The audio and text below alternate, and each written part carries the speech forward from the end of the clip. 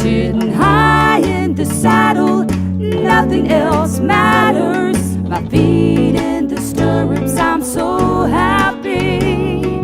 There's nothing like the sound of Carolina hoofbeats.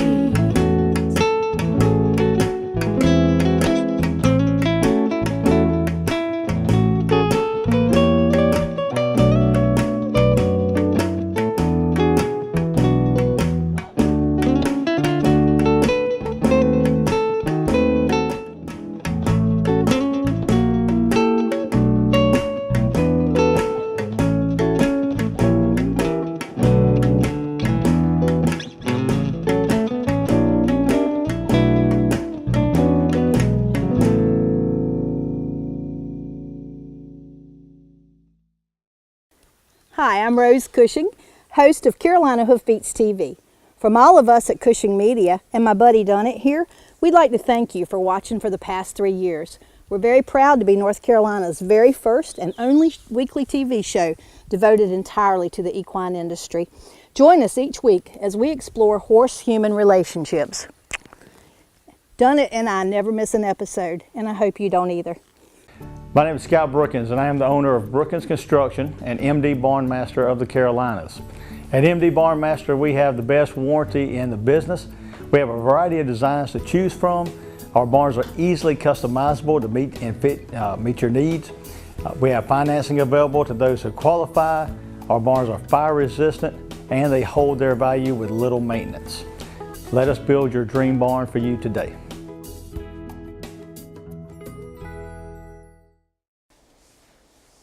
Hi, I'm Rose Cushing, host of Carolina Hoofbeats TV. And I don't know about you, but I'm getting ready to do some serious riding. I got to thinking, every time we take our horse somewhere, we have to have a Coggins. Does anybody really know what Coggins is for, or why we have to continue to buy them? I decided to go visit my good friend Matt Fraser down in Benson.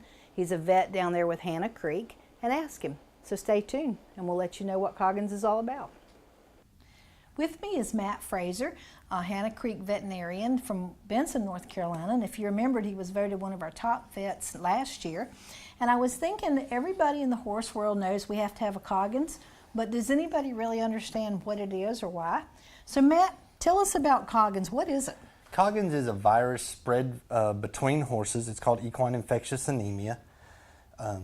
There can be symptomatic carriers that have the virus, which causes chronic anemia, weight loss, lethargy, but then there are asymptomatic carriers. So the horse is healthy, looks normal, but has the virus internally.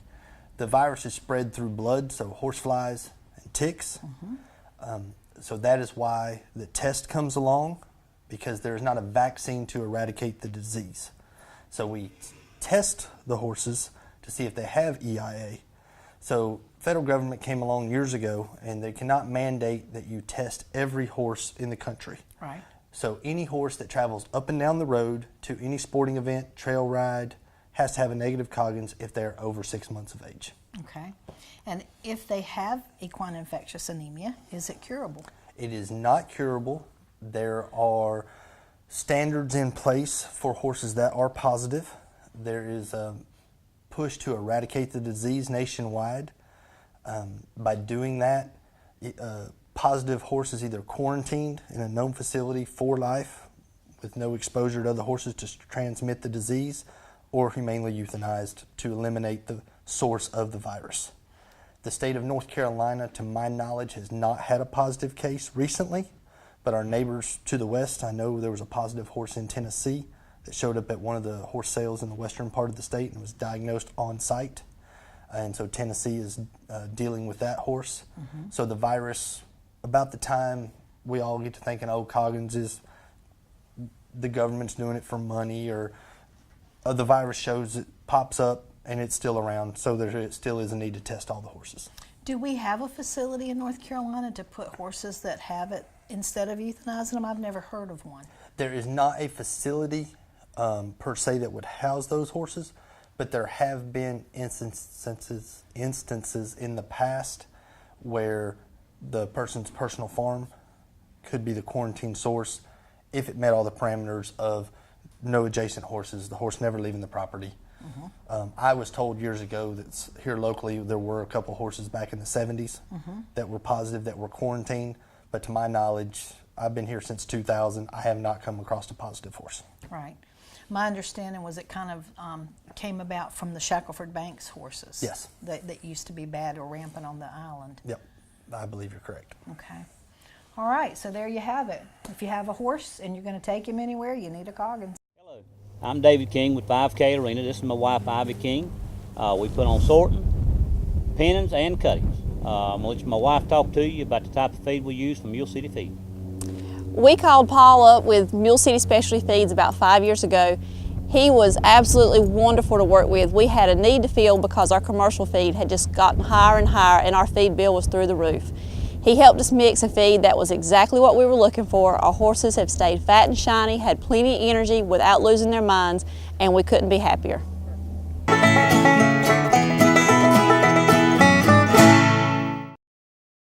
Now, what's involved in getting a Coggins? Just taking him to the vet to get it drawn? Taking it to the vet, most veterinarians go through a federal accreditation process saying they are per se licensed and have the schooling to properly identify the horse. There are two methods. One is a carbon copy paper where they will draw on the paper the white markings of the horse, scars, brands, identify him with his name, his color, and his markings. Okay. There is been a push here recently to go more high-tech per se with pictures and everything online. The company Global Vet Link is the main company that produces that. The federal government also has a program. The federal government doesn't house the pictures. In my practice, we use Global Vet Link, and so it's color pictures of the horse, so it gives true identity of your apps, your paints, horses that are hard to draw. And then what I greatly like about Global Vet Link is it gives the owner access to their Coggins because it's all digital, so therefore the turnaround time is so much faster. And then they have a program called My Vet Link that allows you access to your Coggins.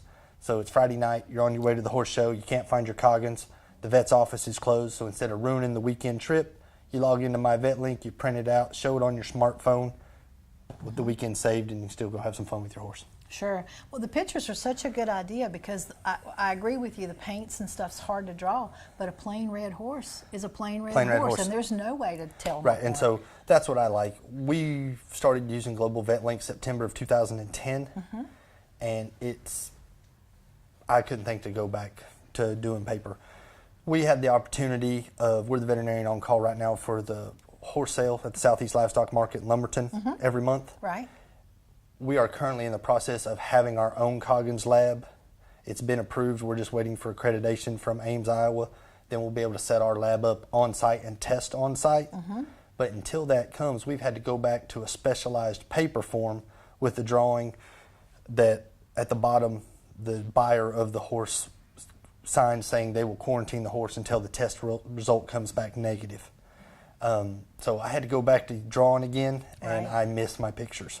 So when our lab is up and running, we'll be doing picture Coggins there at the sale. But then more importantly, when we have the lab here, it's for our use, but it's for any other veterinarian's use that needs a quick turnaround one time, or for any horse club, anywhere that wants to set up a Coggins clinic, we can take the lab, be there, let the local veterinarian pull the Coggins, do the work, but we can test it on site and have the results back same day. That is awesome. Because how long does it take now? Like three to 5 days? Normally it's 3 to 5 because we have to take the blood, process the paperwork. FedEx has to deliver it to lab of your choice. Right now we use Ryland's lab in Raleigh. They have to do a 24-hour test. And then if you're using the paper Coggins, they have to mail them back. Right. Where we use Global Vet Link and the digital pictures, it's all available online as soon as they're negative. So then we can print them out here, or the owner can. Right. When our lab is available, whether it's someone in our practice or we go to a facility and another vet is doing the Coggins work, we'll be certified to do the testing. It'll be a 1-hour ELISA test. So on site, by the time we get the blood within 2 hours, negative test result will be handed back. Okay. And how long is a Coggins good for? It's good for 1 year. Okay. It does not matter if the horse changes ownership.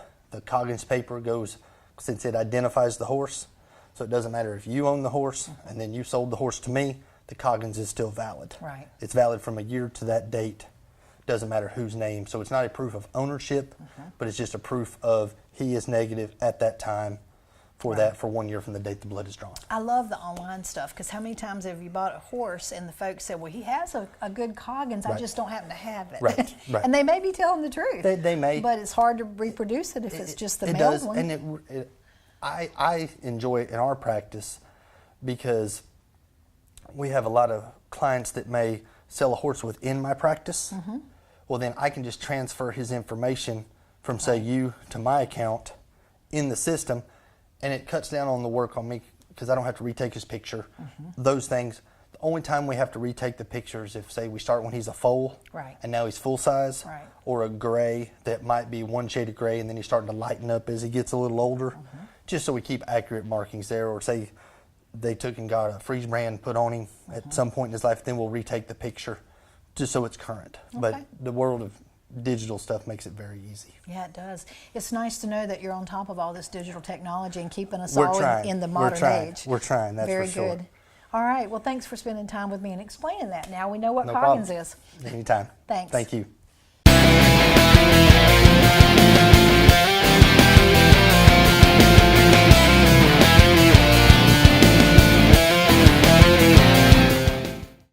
Welcome to Martin County in northeastern North Carolina, located halfway between Raleigh and the Outer Banks. Martin County's got art. Great shopping. Great churches. Great kayaking. Great business opportunities. Great food. NASCAR. Great golf. Great medical care. The Bob Martin Ag Center. Safe communities. Great RV camping. Great nature trails. Great history and heritage. Martin County has great schools. And there's great fishing. Well, there you have it. Martin County.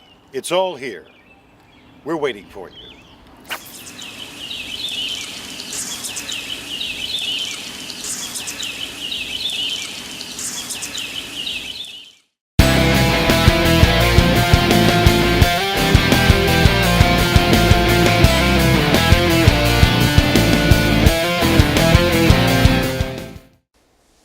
Okay, now we know we got to have a Coggins and why.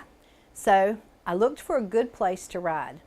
Now in the eastern part of North Carolina, there's not a whole lot of public use trails, but I did discover one that's fantastic. It's at the Pine Cliffs Recreation Area down near Havelock, 16 miles long, and the Backcountry Horsemen of the Croatan do an amazing job at keeping this trail clean, and now they're putting in a parking lot.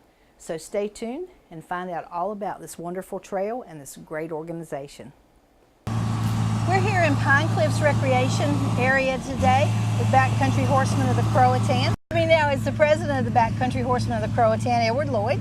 And what you see in the background here is a parking lot that they're working on putting on in this area so that horse trailers will have a great place to park. So tell me a little bit about this project, Edward, and how it got started. Well, it started years and years ago. It really started coming together 3 years ago, right after the Backcountry Horsemen of the Croatan got started. We really got into a push to get this parking lot done completely and totally and done in Forest Service fashion, so to speak. So we have been working on this and overcoming lots of hurdles that naturally come when you're dealing with things of this nature, ecology and all this. So we have been diligently working on this and picking away at it. And right now we have one of our members who is our work group leader, Darrell Williams. He's the one on the dozer that we have behind us here. And he has put many, many hours into moving the dirt around to where it needs to be so we can get a good parking lot. Now, if you guys remember when we did an episode last year, when you came down with the horse trailers, you had to park alongside the road and there really wasn't a lot of room. And if there was a lot of people down here, there wasn't room for everybody. That's right. And the east part of our state has very few trails that are public that folks can come and ride on. And this is an exceptionally good trail. Yeah. Can you tell us a little bit about this trail and the accesses? Well, at the end of the parking lot behind us here is the entrance to the trailhead. That trailhead goes in and splits into the red, green, and blue trail. Our trails are color-coded. They're not named, they're color-coded. And we have about 16 miles of trails in here all total. They go through a variation of planted pines, because the Forest Service has a forest management, so there's planted pines in here, much like what you see behind us. And there's also hardwoods, there's swamp areas that we'll ride along the edge of. So there's a lot of variation in here, and one of our blue trail goes out to the river, to the Neuse River, which is in that direction, and we have a overlook out there with a picnic table and a hitch rail that we have put in, that Backcountry Horsemen of the Croatan put in. And you've got a fantastic place to overlook the river, catch a nice breeze coming off the river, and also just take a break and let your horse rest. You take a break, have something to eat. Well, I know that this particular trail is a really good window view into coastal North Carolina's ecology. I mean, because you get a chance to see lots of wildlife and things that live here naturally in the woods and without disturbing them. So that's a great asset. Yes. Awesome. Yeah, from time to time you'll run across some white-tailed deer in here.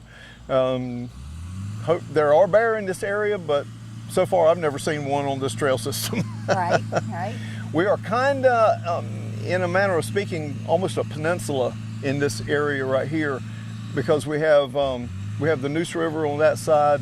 We have the, I believe it's the, I'm trying to think of the name of the creek, the Cahokie Creek on the other side. So we're kind of surrounded by water around here. A lot of the trails here are relatively flat because we're in a coastal plain, but we do have some trails that run the natural drains that have developed over the centuries and centuries, going down to the river. So we got a lot of variation in the topography around here. Okay, that's wonderful. And you know, for now that I live up near Raleigh, you guys may not realize this, but the Neuse River at home is like a creek. But down here, it's a little over a mile wide, and the ferry across at Minnesota is just at the foot of this road. So this makes for a wonderful excursion trip for your family. You can throw the horses on the trailer, ride across on the ferry, entertain the kids, and then trail ride and have a picnic. So great place to come and visit. If you're interested in a career working with horses, then Martin Community College is the place for you. MCC's Equine Technology program is the only one offered among North Carolina's 58 community colleges. The program is management-oriented with classes in breeding, nutrition, training, riding, equine health, and more. Graduates can leave MCC prepared to work in recreational and racing barns, breed to discipline-oriented farms, or assistant farm management. For more information, contact Martin Community College today. Now, how would I get involved with your organization? Well, we have a website. You can get on that website. It's bchofthecroatan.com. And on that website, we have a copy of our brochure that has our membership application and has a map that you can download and print of the trail system here. It has lots of information about things that are going on. We have tons of photos. In fact, I was looking at it this morning, looking at some of the updates of the photos that we have. We have one section of photos is 2015 in review. And it shows a lot of the things that we did ever since actually before our inception, when we were just talking about getting this chapter started. So there's lots and lots of photos on there.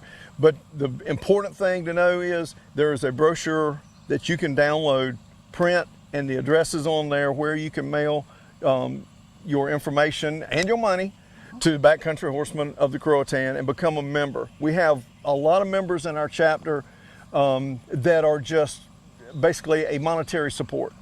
And that's fine because we need people in all different categories. We need monetary support, we need physical support like the people that we have out here today. We have a great need all across the state.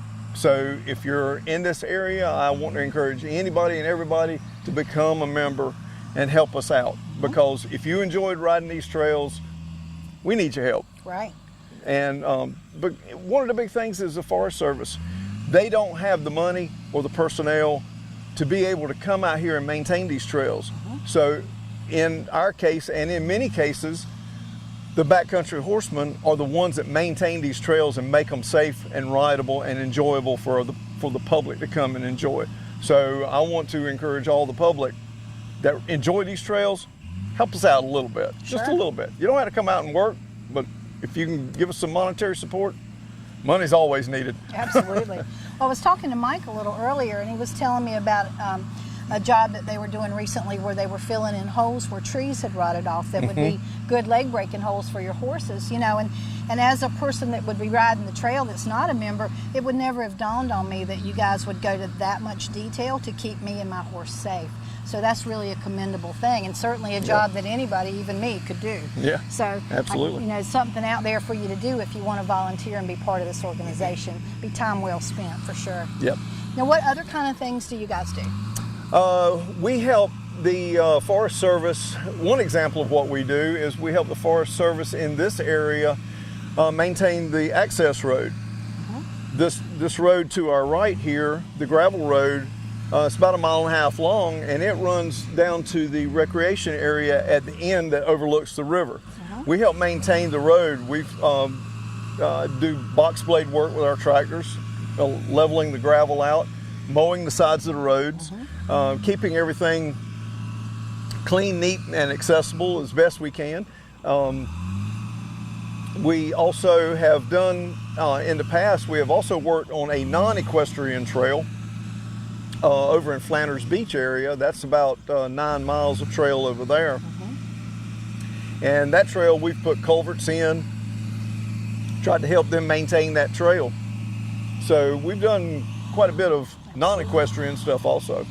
And one thing that I was just thinking about, going back to the membership stuff, this is a volunteer organization doing all of the work and stuff, so I'm sure that money's badly needed to buy things like diesel fuel to run this big bulldozer. Absolutely. I mean, there's so many costs involved and things that are involved that folks just don't think about because they don't do this on an everyday basis. That's right.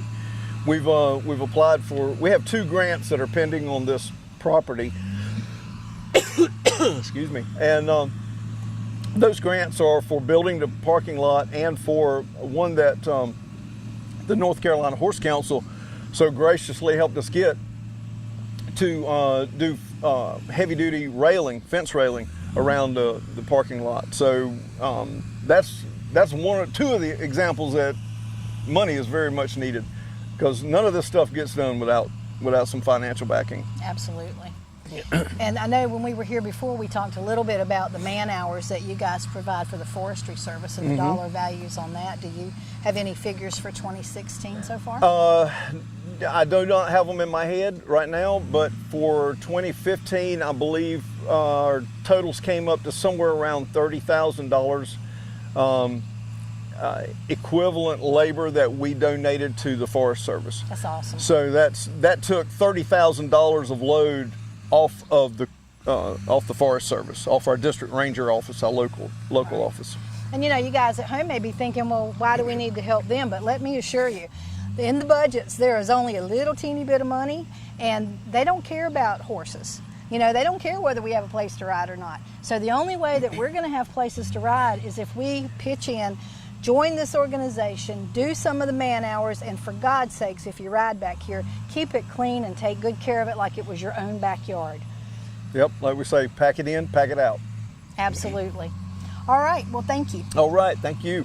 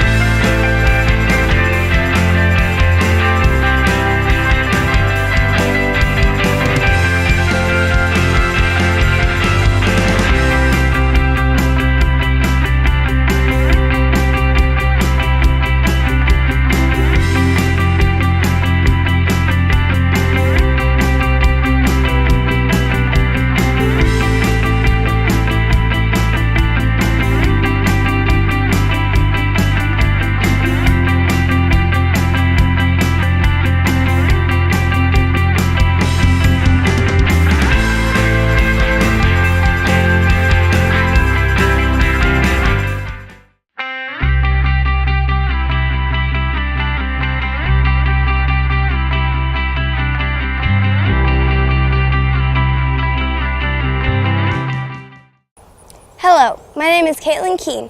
I'm 12 years old and I'm part of the 4-H Club Thunderhose from Cumberland County. And today I'll be showing you how to do a sitting trot. A sitting trot, as its name, is a trot or jog when the rider is sitting. And as I'm going to show you,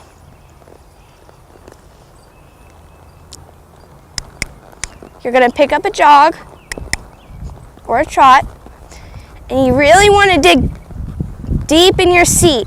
And one of the key things that you want to do is you want to move with your horse, not against it.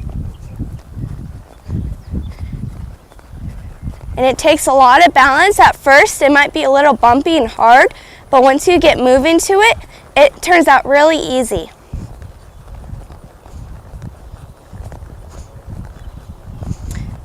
And I'm going to show you a few ways to slow your horse down at a sitting trot. So if your horse is going a little fast, then you might want to lean back and say easy. And see, she slowed down a little bit.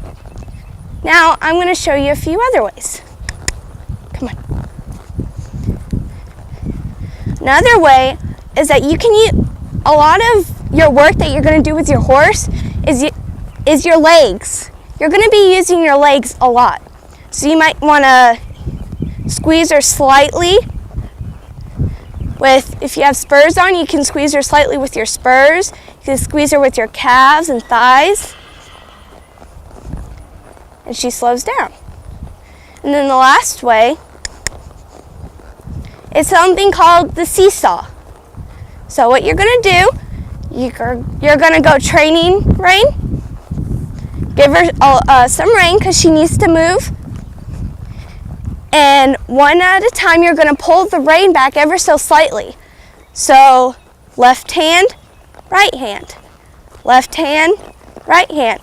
And sooner or later, your horse will feel it in their mouth and slow down. So left, right, left, right, left, right. And after she slows down, reward her. Stop her and give her a pat. Good girl.